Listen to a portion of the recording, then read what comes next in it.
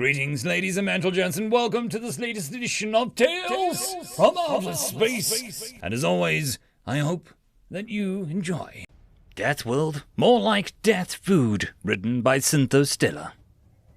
Dr. Salah Dull was relaxing on his couch, ears spluttering some, as he was reading the latest issue of the medical journal Galactic Health. One section caught his eye. Medical trials and experiments have proven the incredible physiology of the latest species, humans. While they have only just appeared on the galactic stage, they're already demanding attention from other races just by how they're built alone. The first image that came out, when one of them made Dr. Salah's jaw drop, were the images of how flexible human bodies are. The ones he's seeing are those provided by a human exercise regimen called yoga. He's actually starting to wonder if he'll find a human crawling around in the vents. He was startled out of his reading by the harsh buzzing of his signaler. Fishing it out of his coat pocket, he saw the message that was flashing in the air through the holographic projection. Code Dela, immediate treatment required. He hasn't seen that alert in ages. Code Dela refers to someone ingesting poisonous materials. Wasting no time, he immediately threw his coat back on, ordered his room AI to close up once he left, and hopped into his car. With a gentle whine of the engine, he began to make his way over to the medical center as fast as he could. Screeching to a halt at this designated parking spot, he relied on the car's automated security to lock it up for him as he jogged over to the emergency entrance. His bright blue fur rustled from the wind. "I'm here. Where's the Code Dela?" Sailor Dull announced calmly as he passed through the doors. "Emergency ICU, second floor, Hilak." The assistant replied quickly, handing him a hollow card that contained whatever information they compiled. "We have a human medical expert, Dr. Samdi, providing assistance." "How bad is it?" Sailor Dull questioned, bringing up the records.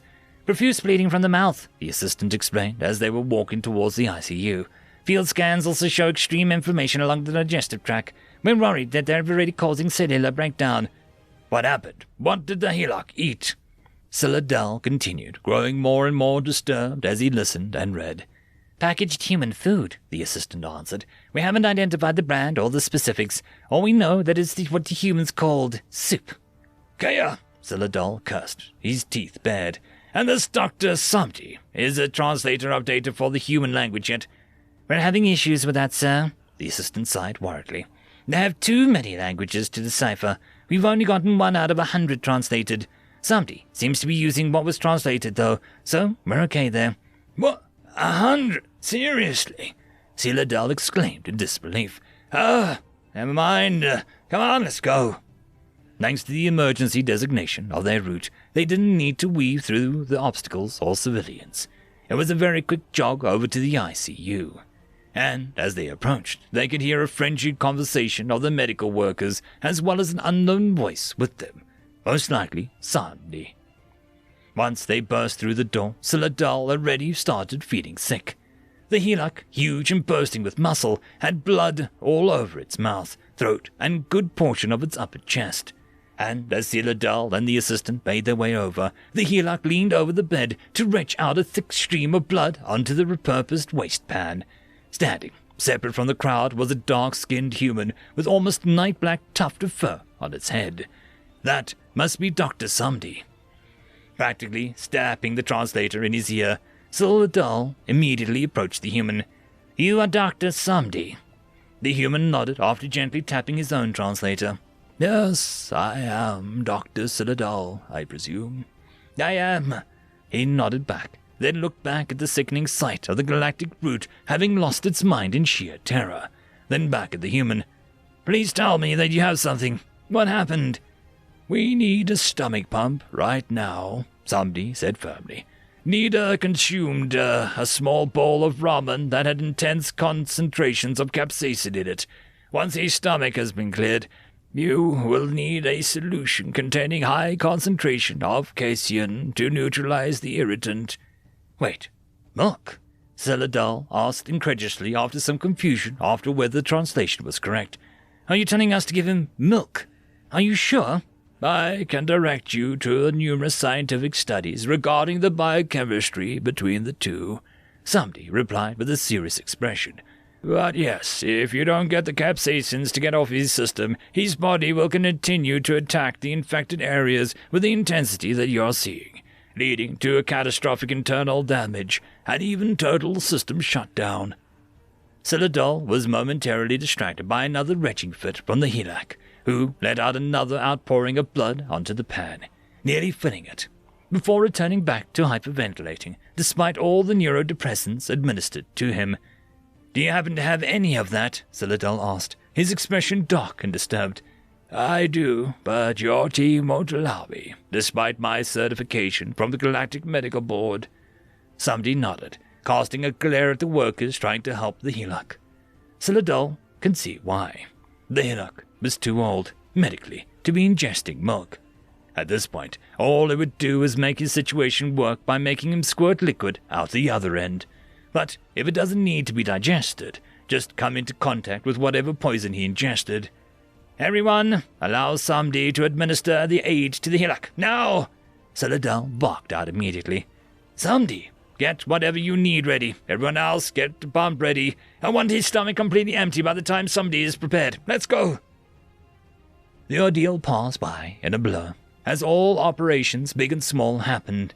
All Citadel remembers was cold, disturbed anxiety. He'd never encountered the infamously powerful Helak rendered to being a scared child by eating something. He remembered seeing one eat a thick length of steel just to prove a point, and smile off shattered, broken teeth. Now, though, the patient is finally calm, or rather, as calm as one can be. The neurodepressants finally took effect. The Helak would remain in intensive care for some time, mostly for the rather terrifying sight of vomiting blood. However, Samdi ended up being correct. As soon as the milk was administered and promptly pumped out, the Helak condition began to improve.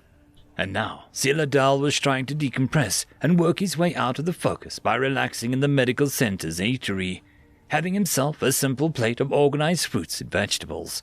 Opposite him was the human doctor, Samdi, who let out a deep huff after setting his bowl of soup down. Citadel noticed his eyes and nose were running. He was breathing rather heavily and sniffling often. And then his heart sank. "Samdi, please tell me that is not what the Helak ate." Samdi let out a wheezing laugh. "Don't worry about it, me. I grew up eating food like this. Though I will admit, those Koreans sure know how to give you a good kick in the mouth." Citadel stared at him. "What do you mean, grew up eating that? Isn't that the same kind of poisonous substance that broke that Helak patient?" "It's not poison, at least not for us." Samdi laughed again, blowing his nose into a fifth piece of tissue. "Well, depending on your neck of the woods, it's either pure hellfire or just a tickle of the tongue. But no, trust me, there are plants that are far worse than what's in here." Citadel could only stare in horrified shock for several moments, staring at the empty bowl, splattered with dots of bright orange soup. "What are you exactly eating, Doctor?" "Ramen," Samdi chuckled with a groan. "To be more specific, Nongshimshin ramen," he said, and continued with an ambiguous, sarcastic, mocking voice. "Gourmet spicy." Samdi then returned to a normal tone. "A friend of mine from America bought these online on an impulse, and is now practically eating them lunch and dinner. I sure hope he's drinking his milk or building his tolerance fast. This is my second bowl, and it's, to be frank, already kind of kicking my ass." "You humans can eat that," Citadel exclaimed, practically losing his mind on the absurdity of what he was hearing. "Not all of us," somebody laughed again, taking a few large gulps of his milk. "I, for one, won't be making a meal out of this, probably an occasional thing. But if you're thinking about the Helak, no, it's not dangerous for us. At least not so long as we don't consume hundreds of bowls of this ramen in one sitting." And as Samdi fished out the last of his meal, something that definitely screamed sweet, Citadel could only continue his stare, deciding that he'll need to read up as much as he could on human physiology as well as cuisine. Citadel dropped the report when he spotted a pair walking through the civilian entrance, a human as well as Yurtha, the six-eyed creature rapidly glancing around. Citadel noticed that his arms were shaking rapidly. "So, I don't think he's okay," The light-skinned, yellow-haired human began as he pointed towards his thumb towards the Earther. He was pretty quiet and calm, but now he's just, weird. "Hey, you got a bug on you," the Earther stated rapidly, and then instantly followed up by a smack on the human's cheek. "Ah, feck!" the human cursed, clutching his cheek. "The counter's dirty, you know," the Earther said, pointing at a random spot on the counter. Without even waiting for a response, he looked away towards the wall. "Why is it so white in here? Are we in a starship or what? And what's with all the people over there? Is there a pandemic? Hey, do you have any good food? I'm hungry." Celadol and his assistant looked at each other for a moment before silently agreeing. "Sir, can you come with us, please?" "What, why?" the Earther exclaimed, taking up an exaggerated pose with a point. "You, with the man, taking me away because I know things. You'll never catch me." The Earther only made it a few steps before he collapsed like a puppet whose strings were cut. By the time Scylla and his assistant brushed over, the Earther was already having seizures. Celadal and his assistant immediately held him down, the doctor already on his communicator to declare a code Dayler. "You answer me," Scylla pointed at the slack-jawed human. "What did he have? Drinks, food, anything?" The human stammered for a moment. His usual, and he wanted to try some stuff." "What stuff?" Celadal raised his voice. Coffee and chocolate, just a little, though," the human answered. Celadal let out a silent curse, just like a few weeks ago with Hilak. Different food this time, however. He's not sure if this is better or worse compared to the ramen zombie was eating. The other medical workers finally arrived and helped transport the Earther onto a maglev carrier, securing him to keep his seizures under control. Celadal allowed himself to relax for a moment once they began transporting the Earther to intensive care, at least for the time being until his situation improves. Hearing some snapping sounds, Celadal found the same human eating a brown rectangle in his hand. Although the wrapper was torn during opening, he didn't need to read it to know what he was looking at. A bar of chocolate, a sweet sauce or a solid that humans obsess over and even believe puts them in a good mood. Celadal immediately marched over and swiped the bar of death from the human's hand. Hey, what the feck, man?" the human exclaimed. "Is this what you gave him?" he demanded, holding up the bar. "Yeah, but only a little bit," the human replied, then pointed at the bar. "You see those cuts and such? I gave him just like a quarter of that." Celadal saw what he meant. On one side, the chocolate was shaped into what owned mini bars, with the company logo, no doubt. After some quick head math, he figured that he was the best shot here. He already began marching his way to the toxin lab. Although he's not sure if it was a one-time scenario, it's all he's got. As soon as he has the weight of the Earth, he just needs to determine how much of the poisonous toxins that was inside this piece of chocolate to get an idea of how to treat the Earth. End of story. This is a special thank you to the one, the only, the legendary Eric Hino, who has become the only Tier 6 patron.